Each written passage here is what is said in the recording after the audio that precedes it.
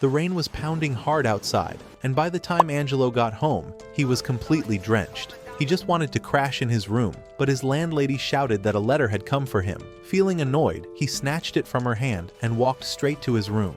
As soon as he sat on his bed, he took out some cash from his wallet, tossed the wallet under the bed, and tore open the letter. Inside, there was a photo of his little brother. The moment he saw it, his face darkened.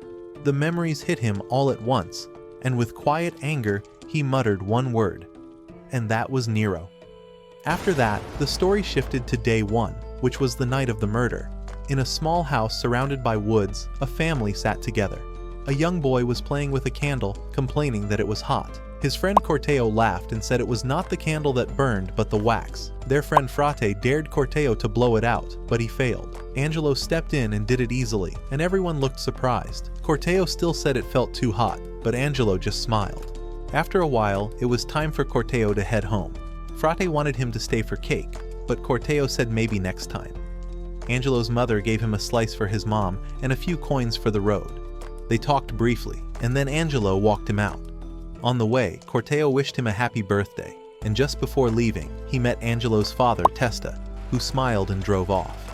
Meanwhile, another car quietly began following Testa's vehicle, and the danger crept closer. Back at home, Angelo and Frate hid inside a cupboard, waiting to surprise their father. When Testa entered, he asked where the kids were, but his wife only teased him to find them himself. Before he could respond, there was a knock at the door, and standing outside was Vincent with his men. Immediately, Testa's instincts kicked in. He hid a knife behind his back while pretending to open a bottle of wine. Vincent calmly said the Don was dead, and tension filled the air. Testa grew suspicious and asked if he was working with Orco, but Vincent denied it. Inside the cupboard, Angelo and Frate watched quietly, their hearts pounding. Frate almost stepped out, but Angelo pulled him back. Then Vincent said it was for the good of the family. Testa argued that everything he had done was for them. Vincent demanded the ledger, but Testa said it was locked away in the bank. When Vincent grabbed Testa's wife, Frate panicked and ran out. Their mother pleaded for her son's life, but Vincent said coldly that the boy would never forget this night as long as he lived. And with that, everything ended in blood. When the men left, Angelo crawled out, trembling. He held his mother's hand one last time, and tears ran down his face. Then, with fear gripping him, he ran out of the house. One of the killers spotted him and fired, but Angelo barely escaped and made his way to Corteo's home. Corteo opened the door, shocked to see him crying. He held him close, saying they were brothers now. Later that night, while Corteo slept, Angelo slipped away quietly, leaving the city behind. 7 years later, things had changed completely, and Angelo came back, this time with a cold look and a purpose. Corteo was now running a small liquor business. One afternoon, some thugs came by, trying to force him to sell, but he refused. They started beating him until someone walked in and knocked one of them out with a single hit. When Corteo looked up, it was Angelo. Afterward, they sat together, sharing drinks like old times. Corteo said he was saving up to go to school someday, not planning to sell liquor forever. He asked where Angelo had been all these years. Angelo gave a small grin and said he had a new name now, and that was Avilio. When Corteo mentioned that his mother had died last year, Angelo's tone turned darker. He said that now nothing could stop him anymore. Then he asked Corteo to join him in making money. Corteo hesitated because he didn't want to get involved in gang work, but Angelo told him that a friend was the best weapon a man could have. After a moment, Corteo agreed, and the two shook hands, becoming brothers once again. A few days later, they brought their liquor to a mafia boss to strike a deal. The city was ruled by 3 families, Venetti, Orco, and Galassia, and business was dangerous. At first, the boss didn't like the drink, but one of his men lit it on fire to show it was pure. Impressed, the Don asked how much they wanted per bottle. Angelo said 3.5, but the Don laughed, saying it was impossible. Before anyone could say more, gunmen burst into the room, led by a madman named Fango. He was looking for Nero, accusing him of swapping his liquor. Fango grabbed Corteo and asked if he was Nero. Scared, Corteo said, "No." Angelo stepped forward and said he was Nero instead. He pressed a knife to Fango's throat, then dived behind the bar as bullets started flying. He threw bottles of liquor at Fango, and when the alcohol spilled, it caught fire and set Fango ablaze. After the chaos, they escaped in a car. Angelo and Corteo sat in the back, shaken but alive. As the engine roared down the empty road, Angelo looked at the driver and asked who the real Nero was. The man smirked, reached up, pulled off his fake beard, and said that he was Nero, the same name that had haunted Angelo ever since that bloody night. A car cut through a muddy dirt road, sliding hard on every turn. Inside, 2 men sat, Tronco behind the wheel and Vano riding shotgun, keeping an eye on the rearview mirror. The tension in the air was heavy, and the sound of the engine filled the silence. Vano told Tronco that the cops were closing in, and Tronco, still gripping the wheel, asked why they couldn't just pay them off. Vano said Sousa, the new FBI guy on the case, didn't take bribes, especially since he was tight with the Orco family. As they talked, the car swerved close to a tree, almost smashing into it. Vano cursed and told Tronco to watch the damn road, reminding him he used to be a taxi driver. Tronco laughed it off, saying the booze had ruined his balance. Vano snapped that the same booze was the reason he was broke. Tronco grinned and said one day he'd own his own ride. The car he dreamed about was called Phantom, sleek, expensive, and untouchable. Vano smirked and told him to pull off 100 more runs like this and he'd buy it for him. Tronco smiled wide, saying that better be a promise. Vano shrugged and said, maybe, if they lived that long. It was clear whatever they were doing wasn't clean. Then Vano suddenly went quiet. His tone changed when he said the words, "They were here." He yanked the car off the road and parked it behind a thick line of trees. He told Tronco to stay low, breathing heavy. A black car rolled up nearby, waited for a few seconds, then drove away. Vano finally exhaled, thinking they'd dodged it. But from the dark woods, a shadow moved. Thinking it was Tronco, Vano called out, but it wasn't him. The stranger lunged from the dark, and Vano barely rolled away, scrambling under the car. A moment later, headlights returned, and the same car stopped again. Several men stepped out, their boots crunching on the dirt. They found Tronco's lifeless body near the trees and said coldly that there was only one left. Then, they spread out into the woods, hunting Vano down. By the next day, the chaos was buried under music and laughter. A wedding was happening, the air filled with dancing and chatter. Vano had somehow made it out alive and joined Nero at the party. He told him the Orco family wouldn't be a problem anymore. Nero smirked, saying hiding under a truck must have worked fine for him. A little later, Angelo and Court arrived, both carrying bottles of liquor. Nero greeted Angelo for being late, and Angelo handed him the bottles, saying they were for his father. Nero grinned and said his father would enjoy them. When Nero tried to pay, Angelo refused. As the two talked, Angelo noticed a shiny new car parked near the mansion, the Phantom. It was a gift from the Galassia family. Nero introduced Angelo to Ronaldo, Don Galassia's nephew, who now ran Chicago. Before things could get friendly, Vano cut in, saying this city belonged to the Venettis, and they didn't need anyone's help. Angelo muttered something about them running from Orco, and Vano's jaw tightened. He told Angelo to watch his mouth. Soon after, Nero was called by his father. Before leaving, he introduced his men to Alvin and Court. Corte leaned toward Angelo and said they came for business, not trouble, but Angelo just shrugged, saying since they were already at the party, they might as well enjoy it. Inside the mansion, Don Venetti sat with his family, discussing plans over drinks. He asked about the new playhouse, and his brother said it was almost done. They talked about the Galassias too, since they were arriving soon to strengthen the bond between the three families, Venetti, Orco, and Galassia. None of them truly trusted one another, but the old Don just wanted peace before his time ran out. He said he only wanted his family safe. His son Fede explained that's why Fio was marrying Ronaldo, Don Galassia's nephew. Nero didn't like the idea, reminding everyone that the Galassias had once killed one of their men. Fede said it happened because they'd stolen Orco's liquor. The Don ended the talk with a warning. Move slow, because the faster you run, the harder you fall. Nero only muttered that God helps those who help themselves. Later, outside under the warm lights, Vano was ranting to his friend Barbero, saying if Ronaldo ever hurt Fio, he'd kill him without thinking twice. Just then, Ronaldo walked over, grinning with pride, acting like he owned the place. He bragged about being part of the family now, and mocked Nero for skipping his own sister's wedding. Barbero told him to mind his business, but Ronaldo laughed, saying he'd soon handle the Orco family too. Don't! Angelo overheard it, stepped in, and said coldly that Ronaldo was just a donkey trying to act like a lion. Ronaldo punched him, but his men held him back before it went further. His wife looked disgusted and walked off, leaving him fuming. During dinner, the Venettis sat together again. They talked about Angelo and Corte's liquor, saying it was good stuff, but now it was time to deal with Orko once and for all. Nero said they'd do it quietly, without anyone noticing. Later that night, Vano met Angelo in private. He said he wanted him to take care of a man from the Orko family who had killed his partner. Angelo agreed, but asked if he'd be accepted into the Vanetti family afterward. Vano said yes.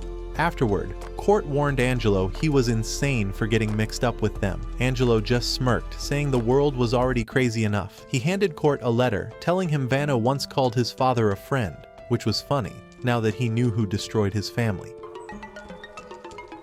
That night, Angelo went out to do the job. He soaked himself in liquor to smell like he'd been drinking and stumbled toward the target's hideout. A guard shoved him back, telling him to get lost, but Angelo muttered something about his friend living there. The guard kicked him away, but later, Angelo slipped inside quietly. He found Fango, the man he was sent to kill, and fired, but Fango managed to escape through a window. Moments later, Vano arrived, knocked out one of Fango's men, and asked where Fango had gone. Angelo said he ran. Vano cursed, saying if Nero found out, they were both dead. He told Angelo to follow him to the cemetery. As police sirens started getting louder, they took off fast. At the cemetery, Vano stopped at a grave, Tronco's grave. He found the man he had been hunting begging for his life. Without hesitation, Vano shot him. As he turned around, he froze. Angelo was standing there with a gun pointed at him. Vano looked stunned, realizing too late what was happening. Angelo's tone stayed calm as he said his name. Angelo Lagusa, the son of Testa Lagusa, the man Vano had helped kill. Then, without saying another word, he pulled the trigger. Cordy slept at the table, and later Angelo walked in, tired and tense. Then Cordy woke up and asked if he was okay, but Angelo just said he was surprised Cordy was still there. Cordy said he fell asleep waiting, and then he asked about Fango, while Angelo admitted that letting Fango go was his biggest mistake.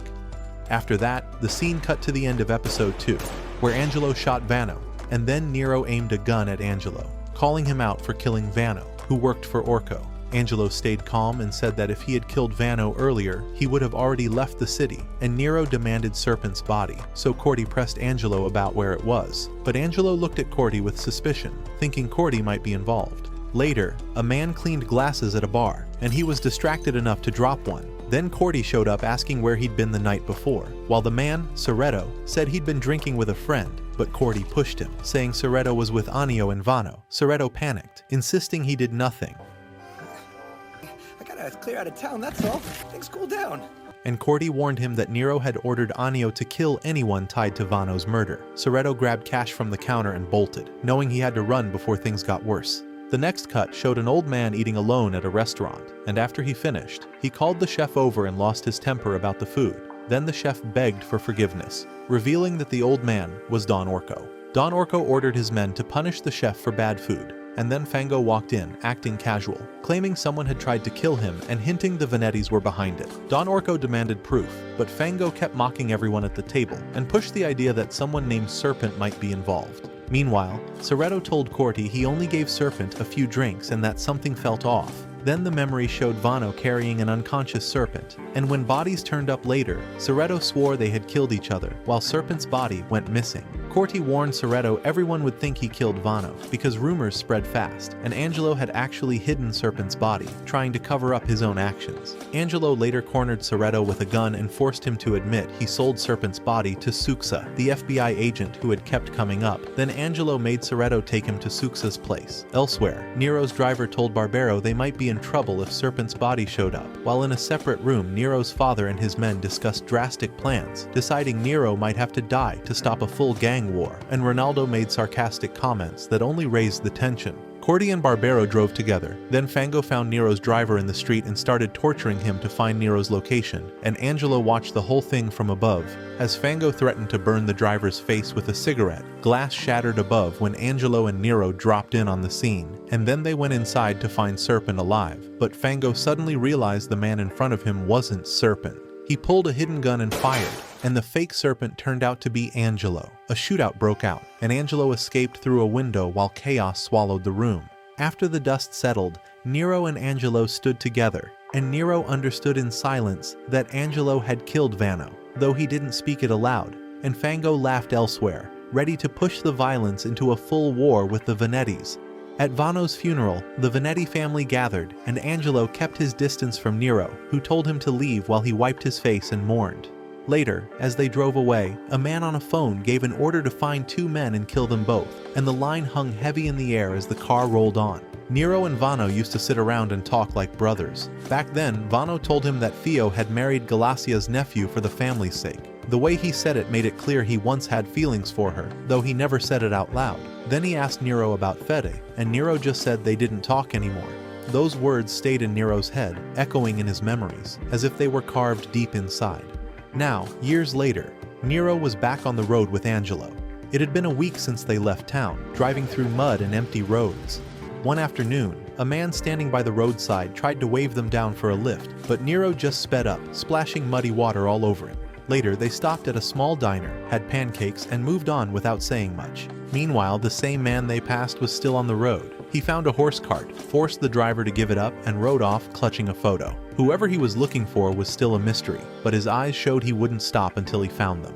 That night, Nero and Angelo set up camp near a quiet field. Nero stretched and said it had been years since he last camped like this. Angelo went off to fetch some water, while a few kids played nearby. Nero laughed and joined them for a bit, forgetting the mess of his life for a short while. When Angelo came back, the kids begged him to show a trick. Smirking, he made Nero's things move like magic. Real nice. You just hook. The kids went wild, cheering until sunset painted the sky. By the time night rolled in, Angelo started cooking. Somewhere far away, the man with the stolen cart was still moving, his eyes burning with the same hunger. Back at camp, the fire cracked and the 2 men talked. Nero asked if Angelo had anyone waiting for him. Angelo said no, then joked that lonely people usually ended up as gangsters. Nero laughed and told him that's probably why he turned into a pickpocket. Angelo grinned and said his hands used to shake, but now they moved faster than his thoughts. After a bit, Angelo asked about Nero's first job. Nero said when he was 14, he was sent to kill a man who cheated their family out of money, a man named Lagusa. He said there were others with him, but the job went bad. The man attacked first, and Nero lost control. He shot a boy, but the kid escaped. Since that day, Nero said, killing had just become part of living. Angelo quietly said that now Nero was the one being hunted. As the fire dimmed, Nero fell asleep. Angelo stayed awake, staring at the stars, thinking there had been one more person that day, someone Nero never mentioned. When morning came, they stopped in a small town to buy supplies. A cop walked over and said they didn't look local. Nero handed him some cash, asking where to find liquor, and the officer said to tell them Nick sent them. While Nero talked, Angelo slipped the cop's wallet right out of his pocket. Somewhere nearby, the man with the cart asked for help, but a villager just spat on the ground and walked off. At that same time, Nero got a call warning him not to stay long. Someone big was after him. A guy Gazzo said was built like a gorilla. The caller also mentioned that Fango and Orko had started a war. Nero hung up, realizing the one hunting them must be that same man. Later, Nero and Angelo stopped by a bar. People drank, laughed, and cursed around them. Nero ordered a drink, but the bartender asked for payment first. Across town, the cartman was caught by that same cop. When the officer searched the cart, he found wooden boxes filled with corpses. Before he could react, the man grabbed him by the throat, asked if anyone new had come into town, and then snapped his neck like it was nothing. Back in the bar, Angelo bought a knife, while Nero, half drunk, arm wrestled a man and won some cash. Just then, the cartman showed up, holding that same photo. A photo of Nero. Nero challenged him to a match, but the man's strength was inhuman. He slammed Nero down and punched him hard. Nero kicked him between the legs, and the man dropped. Angelo appeared and told Nero it was time to leave. They jumped into the car and sped off into the night. Behind them, the cartman stood back up and followed like a ghost. Out of nowhere, Nero's car hit him, but he didn't stay down. He got up, eyes glowing with rage, and charged. Both Nero and Angelo bailed from the car and ran into the woods. Hours later, out of breath and lost, Nero said they were too far from anyone who could help. Angelo asked if the man would come again, and Nero said his dog wasn't just any dog. They spotted an old house nearby and decided to rest there. As they entered, Nero told Angelo to stop joking and get his gun ready. Angelo said he left it in the car, and Nero cursed, saying if he was going to forget something, it should have been the food instead. Nero pulled out his own gun, ready to face whatever came next. The window shattered, and the cartman came crashing in. Nero fired again and again, but the bullets barely slowed him. Desperate, he grabbed a pitchfork and yelled for him to come closer. They fought brutally, and Angelo stabbed the man with the knife he bought earlier. Nero took the same blade and drove it deep into the man's back. Finally, the monster fell. Catching his breath, Nero told Angelo he owed him one. Angelo shot back that he'd saved him too. They were about to leave when another man stepped from the shadows with a gun. He yelled not to move and fired, but instead of hitting them, he shot the cartman in the head, ending it for good. The stranger asked who that was. Nero said it was a gorilla-looking monster, then tossed him a book, telling him to read the Bible more often. As they walked out, Nero pointed at the dead man's dog and muttered that it was a nice dog though. It was late evening when Angelo and Nero sat in a small hotel restaurant, quietly eating under weak yellow lights. The air smelled of old wood and fried food, and the clock ticked past 9. Nero checked his watch just before his phone rang. It was Barbaro, talking fast and nervous. He said Orko and the Venetti family had teamed up. Nero froze for a second, trying to take it in. Barbaro said Orko had failed to kill Fango, who had escaped to an island with 20 men and a guy named Greco. Nero thought about heading home, but Barbaro told him to wait and meet first. They planned to link up at the lodge in 2 days. As they drove through the dark countryside, Nero told Angelo they'd soon rejoin the family. His voice carried a bit of pride, like he was ready to take his spot back. Later that night, he stopped the car near a train track to take a leak, came back smiling, and said it felt good to breathe open air again. The road twisted up through foggy hills until they reached a tunnel that led to Nero's hidden lodge, a moonshine factory that smelled like booze and smoke. Inside, Barbaro was waiting, cigar in hand, talking business like old times. Angelo learned that the famous drink Lawless Heaven was now being made by Corteo and the Venetti family.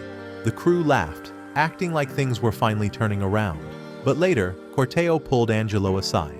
He asked when Angelo planned to kill Nero. Angelo said not yet. He needed Nero's trust first. Once that was done, he'd get close enough to reach Don Venetti himself.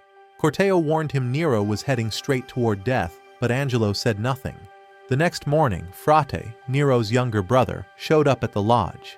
He talked sweet outside, but inside, with Ronaldo, he made his move. He wanted Nero gone, saying his brother's actions were putting the family under Galacia's thumb. Ronaldo agreed, and their father didn't stop them.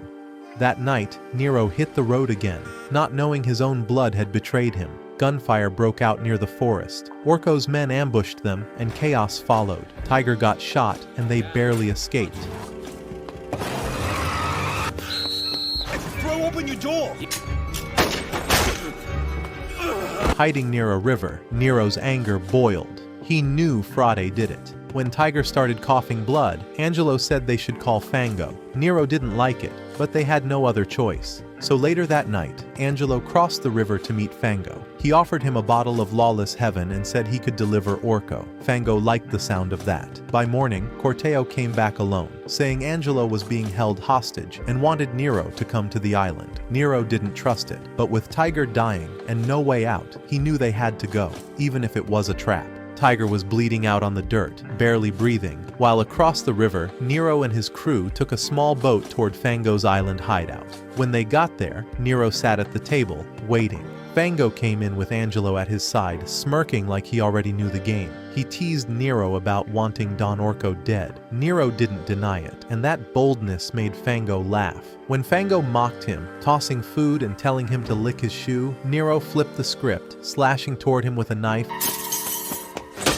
and cracking a cold joke. Fango liked his nerve and told his men to feed him instead. Meanwhile, across town, Don Orko sat eating steak with Frate and Ronaldo. They complained about Nero still being alive. Orko didn't care much about the politics. He just wanted full control of his wine business. Lawless Heaven. After they left, he cursed them both, thinking about taking out Fango next. By morning, Nero, Angelo, Corteo, and Barbaro met in a quiet corner spot.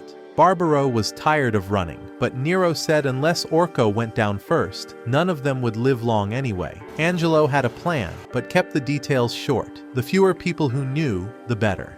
Later that day, they drove straight to Orko's mansion. Nero acted calm, saying he wanted to talk. Inside, Orko welcomed him with fake manners. He hinted that there were 100 reasons to kill Nero, and Nero just smiled, pouring him a drink. Lawless Heaven. Orko took a sip, instantly hooked. Nero told him about a hidden factory in the woods, and Orko, greedy as ever, followed him there.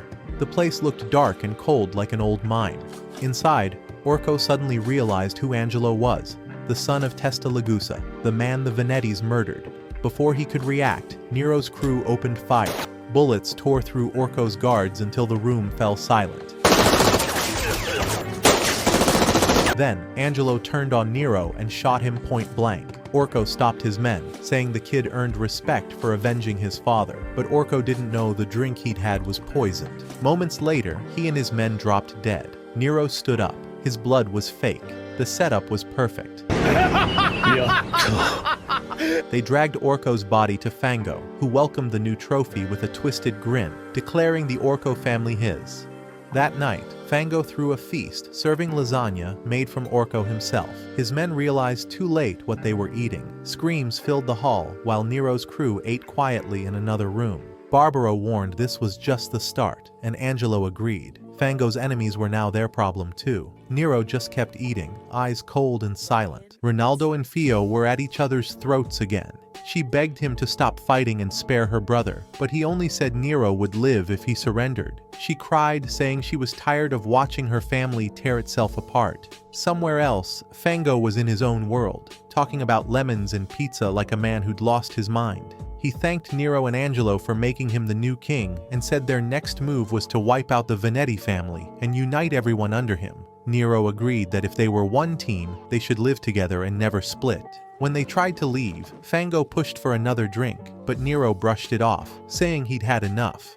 As they drove away, Nero said Fango wouldn't let them go easily. Angelo agreed, saying once Fango got full control of lawless heaven, he'd turn on them. Nero figured the Venettis were still their best protection. Meanwhile, Fred sat in a dark room, high and drained. Ronaldo came in, calling him weak and feeding him more drugs, saying he'd be the next Don once Nero was gone.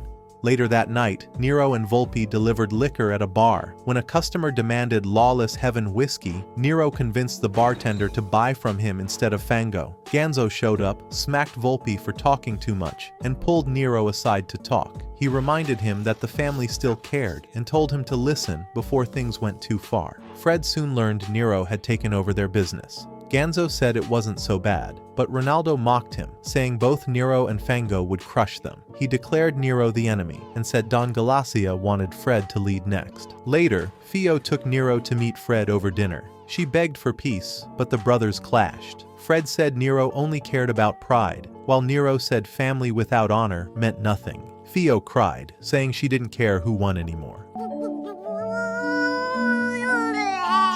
Afterward, Nero told Angelo he'd talk to Ronaldo. Angelo warned him not to act emotional. It was kill or be killed. He then met Volpe and used him to attack Ronaldo's car. Ronaldo got shot but lived. What the? Angelo killed Volpe afterward and framed him for it. When Fred found Volpe dead, he blamed Nero and snapped. Ronaldo comforted him, feeding him more drugs. Later, Ronaldo told Fio he'd meet Nero to fix things for their child. But when Nero's flowers arrived, Fio saw the gun in Ronaldo's hands and shot him first. Ganzo ran in, stunned.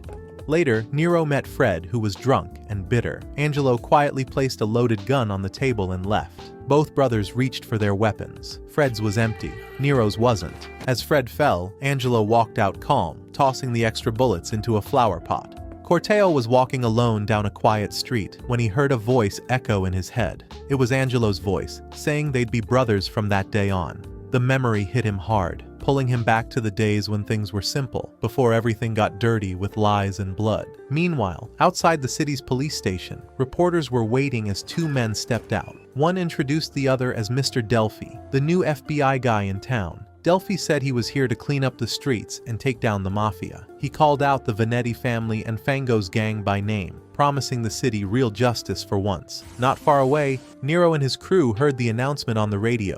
Barbaro told him to chill the liquor business for a while, but Nero wasn't the type to back off. Across town, Fango heard the same message and got fired up, saying it was time to crush the Venettis for good. Later that day, Delphi was having lunch at a small cafe when the bartender praised him for standing up to the gangs. Then Angelo and Corteo walked in. Delphi started talking trash, calling them Venetti dogs.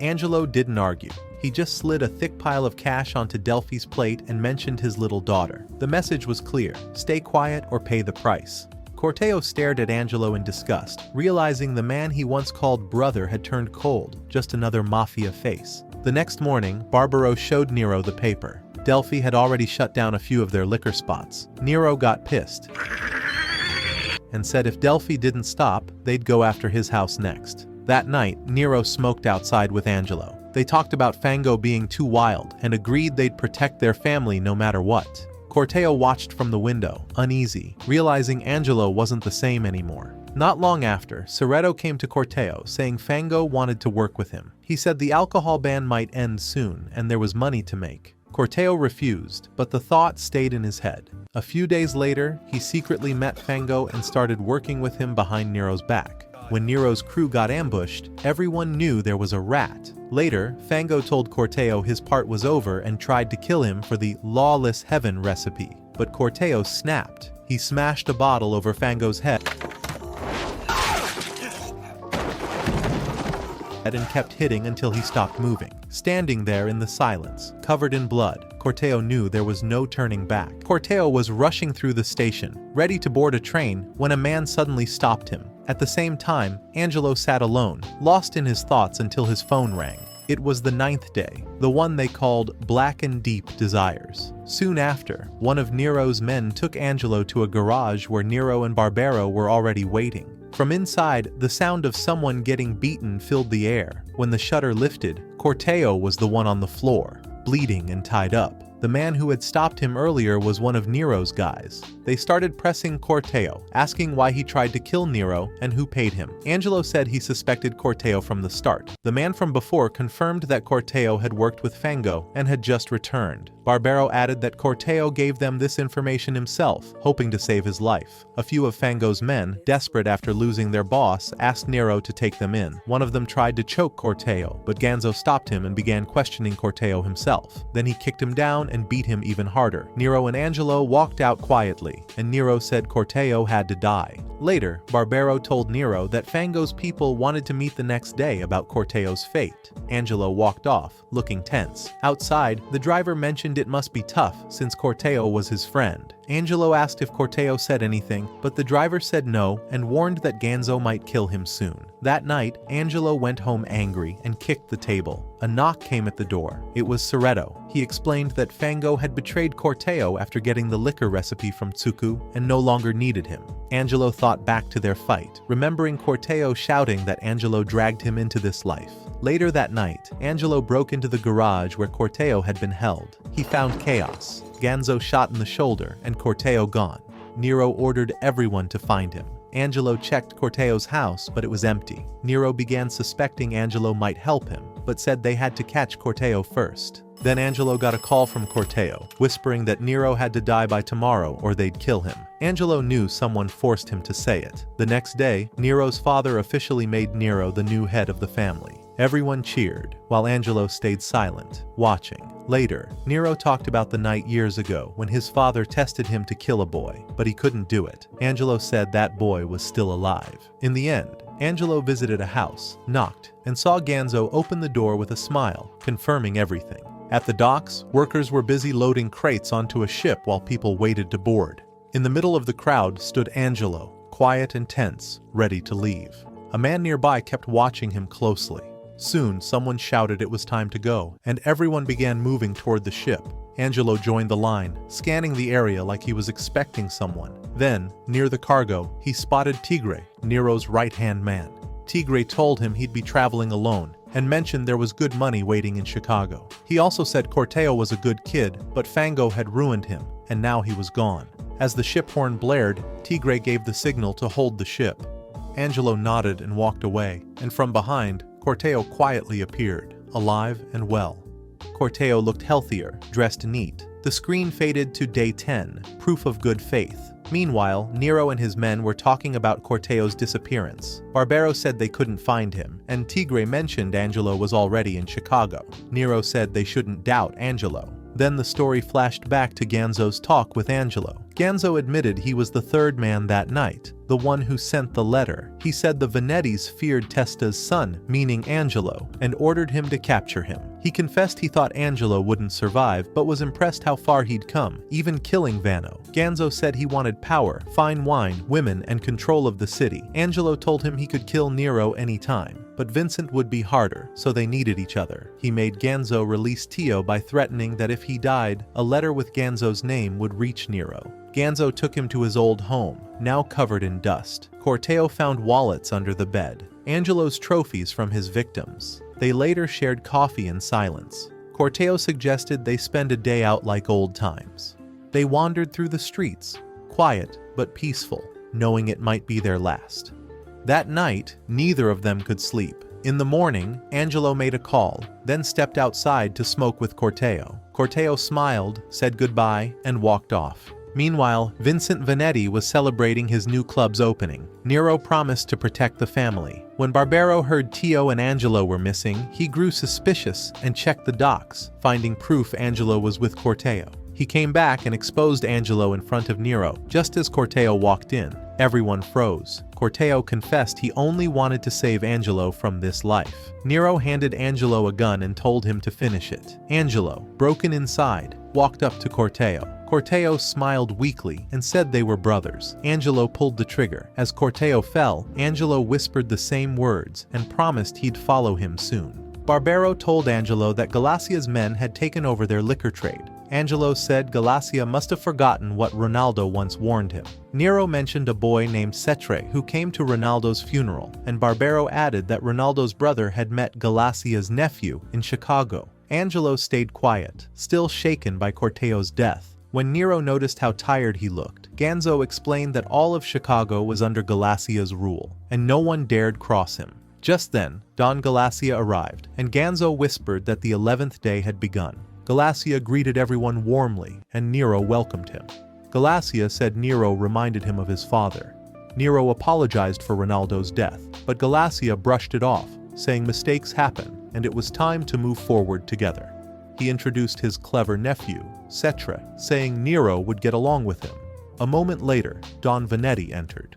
Galacia joked that Vanetti had already made Nero the new boss, and Vanetti said his time to rest had come. They laughed, though the air felt heavy. Nero proudly showed Galacia their new liquor brand and offered him a drink. Galacia recognized it as the one Angelo brought from Chicago and said it would sell well. Suddenly, Vanetti started coughing blood.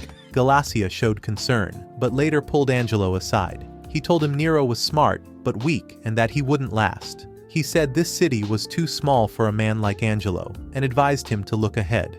Later, Angelo met Ganzo at a bar. Ganzo said he looked sick and told him Vanetti's room was bulletproof and tightly guarded. He warned that if Angelo wanted revenge, now was the time. He explained how to sneak in, which guards to kill, and where to escape. Angelo said he'd let Galacia leave first, then take down Vanetti and Nero. While writing names on a letter, Ganzo noticed Angelo's cold stare. Angelo said Ganzo had been there the night his parents were killed. Ganzo froze, then admitted Vanetti had worked secretly with Galacia. And when Angelo's father, Testa Lagusa, found out, Vanetti ordered the massacre. Ganzo said Angelo should finish them all, but they didn't know Cetre had overheard and later told Galacia everything. That night, Nero talked with Barbero, who warned that Angelo still hated them because of Corteo. Nero refused to believe it. Meanwhile, Vanetti, lying sick in bed, confessed he once killed his best friend, Testa Lagusa, and regretted it deeply. The next day, during the Grand Hall's opening, Nero faced reporters calling him Don Vanetti. Angelo stood among the crowd, silent and ready. When chaos broke out, he struck fast, killing the guards and walking straight to the hall.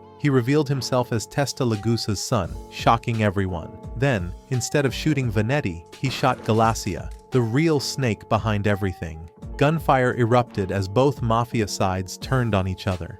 When it was over, Nero found his dying father, who whispered that it was all meaningless before breathing his last. Nero collapsed beside him. broken, and alone. Angelo sat in silence, lost in thought, when a man in black showed up with food. The guy asked if he was ready, but Angelo stayed quiet. Outside the room, two other men talked, wondering why the boss was keeping Angelo alive after he killed the Don. One of them picked up a random book called Florida, Come See the Parody, cursed it out, and threw it away.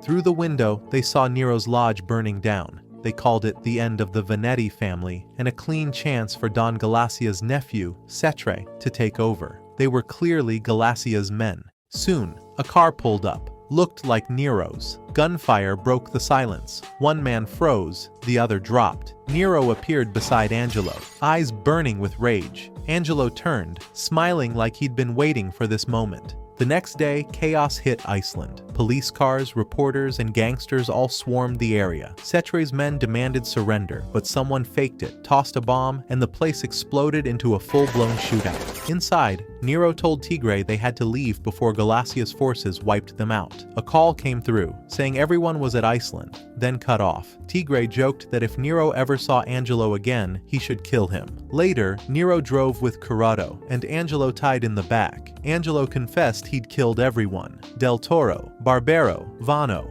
all except Nero. He said he wanted Nero to suffer. Nero lost it, pulled a gun on him, but Angelo didn't flinch. Nero knocked him out cold instead. Meanwhile, Tigre tried to escape by boat, but got cornered by Galacia's men. He went down fighting. Word spread that Nero was dead. Cetre called it victory. Angelo woke up later in a hotel, wounded. Cetre stood over him, saying he'd saved him just to use him again. He wanted Angelo to kill one more man. Angelo didn't care anymore. Eventually, Nero and Angelo sat at a cafe together. Nero joked to the waiter that the man with him was trouble. On the road, Angelo told him to drive to the sea. He'd never seen it. They camped near the woods that night. Nero demanded to know if Angelo felt satisfied. Angelo said revenge didn't change a thing.